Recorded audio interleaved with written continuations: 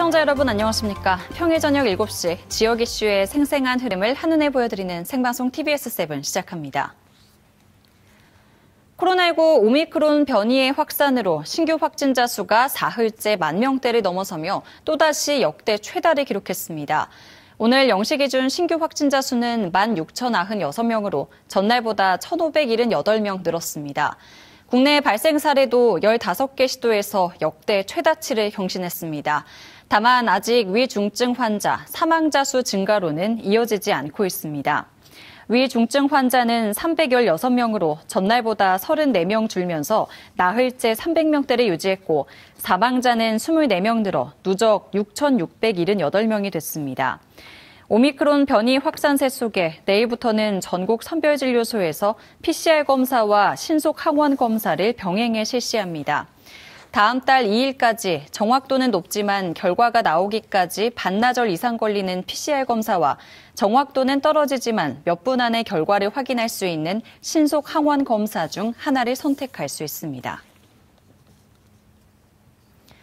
서울시가 코로나19 오미크론 변이 바이러스의 급격한 확산세에 대비해 고려대학교 서울 캠퍼스 내에 모듈 병상 100개를 설치합니다. 서울시는 오늘 고려대학교 의료원과 세계적인 구호단체 사마리안 퍼스트 코리아와 함께 이런 내용을 담은 코로나19 공동대응 협력 업무 협약을 체결했다고 밝혔습니다. 모듈 병상은 이동과 보관이 편리하고 설치 기간이 짧아 비교적 단기간에 마련할 수 있는 병상으로 내부에는 준중증 환자 치료에 필요한 음압시설과 산소치료기 등이 갖춰져 있습니다. 서울시는 2월 중순에 8개를 설치해 안전성 여부를 확인한 후 2월 말까지 40개로 늘리고 향후 코로나19 확산세 등 상황을 고려해 60병상을 추가로 설치할 계획입니다. 협약식에 참석한 오세훈 서울시장은 이번 공동협력은 고려대학교 의료원과 사마리안 퍼스트 코리아가 주축이 된다는 점에서 공공기관 주축의 방역체계를 넘어선 첫 시도라며 이동식 모듈 병상이 보다 원활하게 설치되도록 서울시도 적극 협조하겠다고 말했습니다. 다음 달 중순부터 노바백스 코로나19 백신 접종이 시작됩니다. 방역당국은 노바백스 백신을 우선 처음 맞는 사람들에게만 쓴다는 계획인데요. 활용 범위를 더 늘려야 한다는 목소리가 나옵니다. 백창은 기자입니다. 다음 달부터 사용될 노바백스 코로나19 백신. 우리 몸 스스로 돌기 단백질을 만들도록 유도하는 화이자나 모더나 백신과 달리 돌기 단백질을 밖에서 만들어 우리 몸에 주입하는 합성 항원 방식입니다. 비형 간염이나 자궁경부암 백신에도 사용된 익숙한 방식이다 보니 이상 반응을 걱정해 백신을 맞지 않은 사람들의 마음을 돌릴 수 있다는 기대가 큽니다. 그런데 노바백스 백신을 맞고 싶어도 맞지 못하는 사람들이 있습니다. 다른 백신을 맞았다가 이상 반응이 있어 2차 접종을 받지 못한 불안전 접종자들입니다. 3일째는 창자가 막힌 것 같다. 응급실에 가니까 정말 막혔더라고요. 그래서 정상으로 돌아오는데 한 2주가 걸렸어요. 혹시나 이게 백신 작용 기전이 다르면 혹시 희망이 있지 않을까. 현재 노바백스 백신은 기본 접종에만 쓸 수 있도록 돼 있습니다. 일부 불안전 접종자에게도 노바백스 백신 접종을 허용하는 방안을 고려해야 한다는 의견이 나옵니다. 생명을 위중한 그 아나필락시스를 제외한 나머지 그런 경증 이상 반응을 보였던 경우에서는 대체 백신으로 고려해 볼 수 있을 것 같고 비형 간염 백신이라든지 폐렴구균, 인두종 그리고 이제 대상포진 이런 백신을 맞고 이제 특이 반응이 없었던 분들이라면 방역당국은 미국에서 진행 중인 노바백스 백신의 교차 접종 임상시험 결과를 바탕으로 활용 범위를 추가로 검토한다는 계획입니다. TBS 백창은입니다. 제20대 대통령 선거가 40일 앞으로 다가왔습니다. 대선 후보들은 캐스팅보트로 부상한 2030을 향한 공약을 연일 발표하며 뜨거운 구애 경쟁을 펼치고 있는데요. TBS에서는 여야 4당 청년 정치인과 함께 대선 후보들의 청년 공약을 검증해봤습니다. 토론회 주요 내용을 지혜론 기자가 정리했습니다. 한자리에 모인 청년 정치인들은 자당의 후보가 대통령 적임자임을 강조하며 목소리를 높였습니다. 좀 유능하고 실용적인 정부가 필요합니다. 저는 이재명 후보의 힘을 믿고 윤석열 후보 같은 경우에는 상당히 청년들의 수요가 무엇인지 정확히 파악을 하고 있다.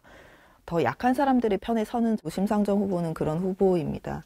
안철수 후보가 걸어온 길에 대해서는 거의 모르시는 분들이 없을 거라고 생각을 합니다. 청년을 겨냥한 대선 후보들의 다양한 공약들. 더불어민주당은 기본소득과 기본금융, 국민의힘은 청년 도약계좌와 병사 월급 인상 등을 내세웠습니다.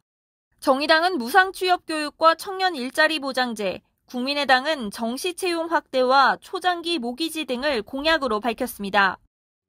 청년 공약에 대한 다양한 경론이 펼쳐졌는데 여성가족부 폐지 등 젠더 이슈가 주요 쟁점이 됐습니다. 여성가족부가 자신들의 부처가 존재해야 될 그 가치를 증명하지 못하고 있다는 것이 가장 이 여성가족부 폐지 정책은 정책적 대안이라기보다는 선동적 구호에 가깝다라고 생각을 합니다. 성평등 가족부 등으로 좀 변경을 하거나 이런 것들은 저는 충분히 가능하다고 보고 본질을 개선하는 것이 중요하다. 정부 조직 개편안을 어떻게 꾸릴 것인지 지금 준비 중. 군복무 관련 공약과 청년 기본소득 등의 복지 정책, 주 4일제 시행과 같은 노동 공약에 대한 설전도 펼쳐졌습니다. 해당 토론은 오늘 저녁 8시 TBS 유튜브를 통해 최초 공개됩니다. TBS 지혜롬입니다.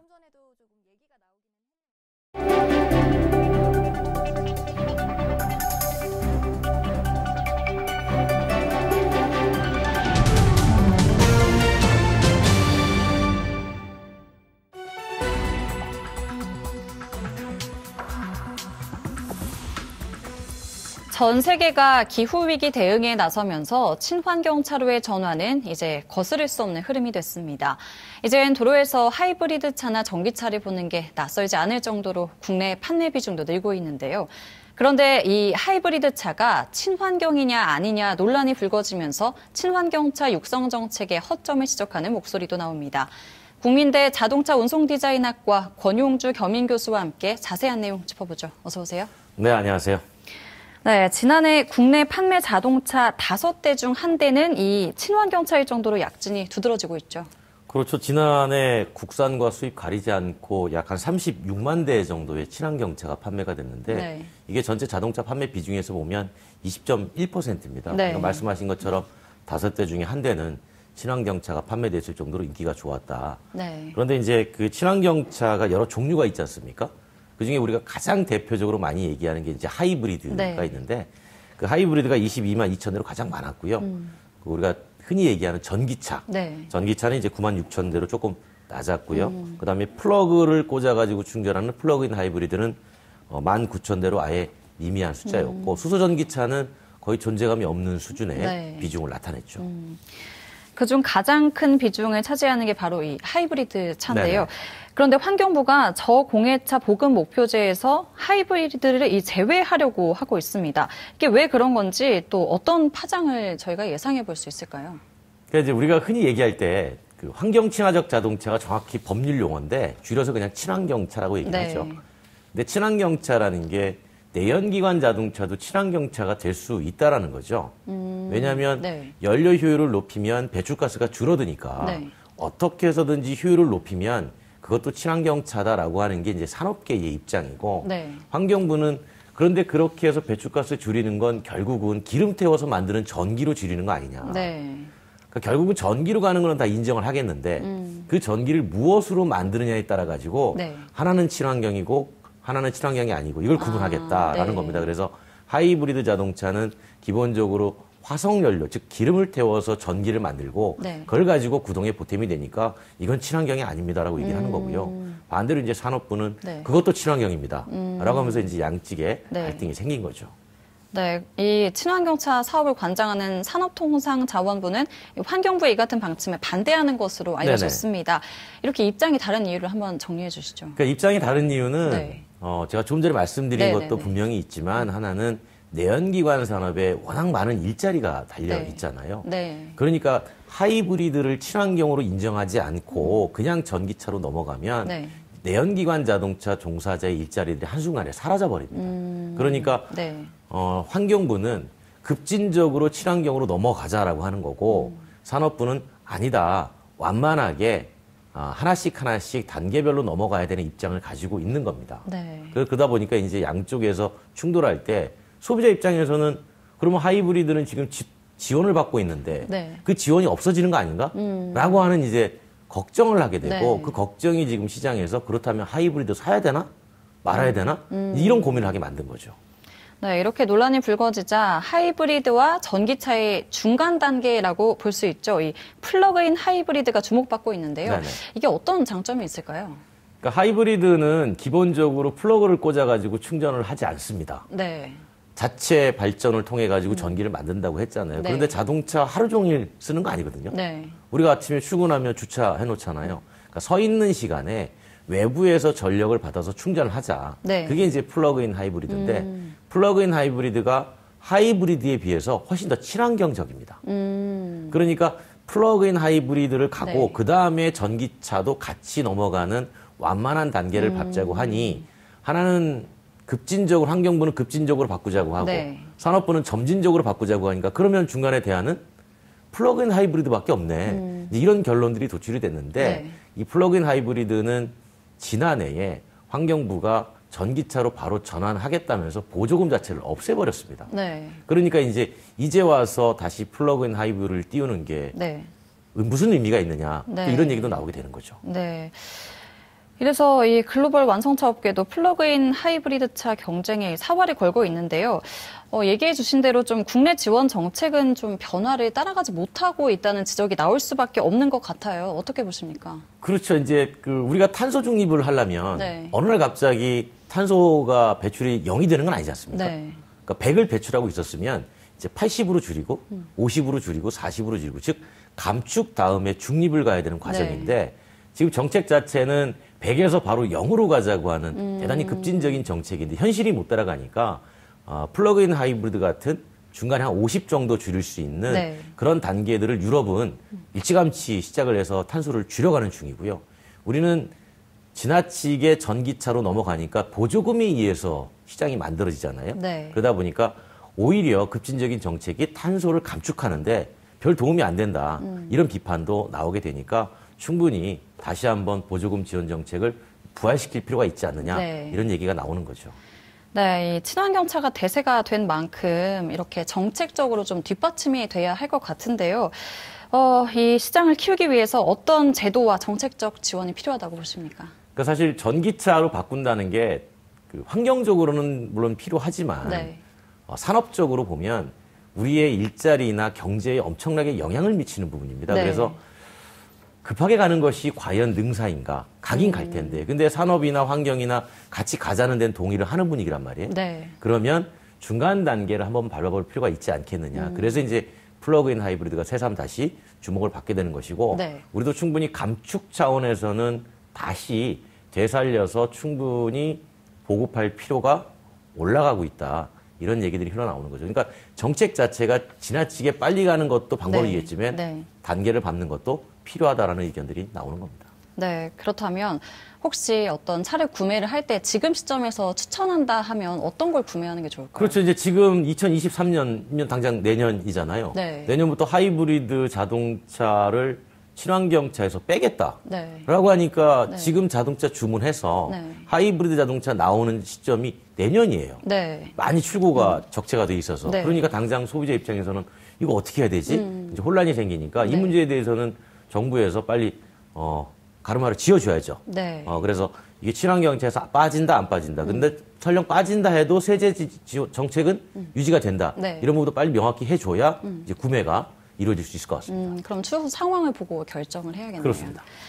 네, 친환경차 육성과 정책 과제에 대해 짚어봤습니다. 지금까지 국민대 자동차 운송디자인학과 권용주 겸임 교수였습니다. 오늘 말씀 고맙습니다. 코로나19 사태로 인한 사회적 거리 두기로 시민들은 그동안 명절 분위기를 즐길 수 없었는데요. 서울시가 시민들이 명절을 안전하게 보낼 수 있게 하는 설 종합대책을 내놨습니다. 정진명 기자가 보도합니다. 컴퓨터 모니터를 통해 재택치료가 잘 운영되고 있는지를 실시간으로 점검하고 있습니다. 자치구 25곳과 연결된 비상연락망도 수시로 확인합니다. 오늘부터 다음 달 3일까지 설 연휴 동안 24시간 운영돼 긴급 상황에 대처할 계획입니다. 오미크론 변이 확산으로 확진자가 급증하는 가운데 서울시가 설 종합대책을 발표했습니다. 우선 선별진료소와 감염병 전담병원, 생활치료센터 등 응급의료기관 65곳이 가동됩니다. 특히 재택치료자 관리와 긴급상황 대처를 위해 시와 자치구, 소방본부, 의료기관을 잇는 한라인도 운영합니다. 서울시 홈페이지 통해서도 이제 이런 상황이 공개되어 있고, 저희 또 120 다산콜센터에서도 이제 연락처들이 모두 공유되어 있어서 이제 급한 상황인 경우에는 어느 분께서나 바로 조치받으실 수 있도록 저희가 준비를 했습니다. 재택치료 환자와 함께 생활하는 가족들도 안심숙소를 이용할 수 있습니다. 처음에는 자가격리자의 가족 대상으로 안심숙소를 운영을 하다가 최근에는 재택치료자가 늘어나면서 재택치료자의 가족까지 확대해서 운영 중이에요. 시민들의 귀성 귀경을 돕는 고속 시외버스는 증차하고 대중교통 방역도 강화됩니다. 서울시는 장바구니 물가 상승 방지를 비롯해 부당거래 행위 점검과 취약 소외계층 맞춤 지원도 추진합니다. 한편 연휴 동안 발생할 생활 쓰레기 배출일은 자치구 홈페이지를 통해 확인할 수 있습니다. TBS 정진명입니다.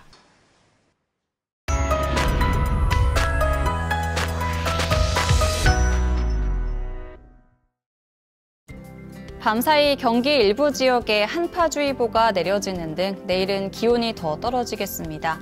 내일 아침 최저기온은 서울 영하 7도, 낮 최고기온은 2도로 예상됩니다. 다음 주 월요일까지는 전국이 대체로 맑은 가운데 겨울 추위가 이어지겠습니다. 설날에는 눈이나 비가 온 뒤 찬바람이 불면서 더욱 추워지겠습니다. 닷새간의 설 연휴를 앞두고 두 가지 마음이 교차합니다. 긴 연휴에 대한 기대와 확산되는 감염에 대한 걱정입니다. 이번 설 최고의 덕담은 역시 건강하십시오가 아닐까요? 우리 할 수 있는 것보다 하지 말아야 할 게 여전히 많은 설 연휴 즐겁고 안전하게 보내시기 바랍니다. 시청자 여러분, 새해 복 많이 받으십시오. 생방송 TBS7 마칩니다. 함께해 주신 여러분 고맙습니다.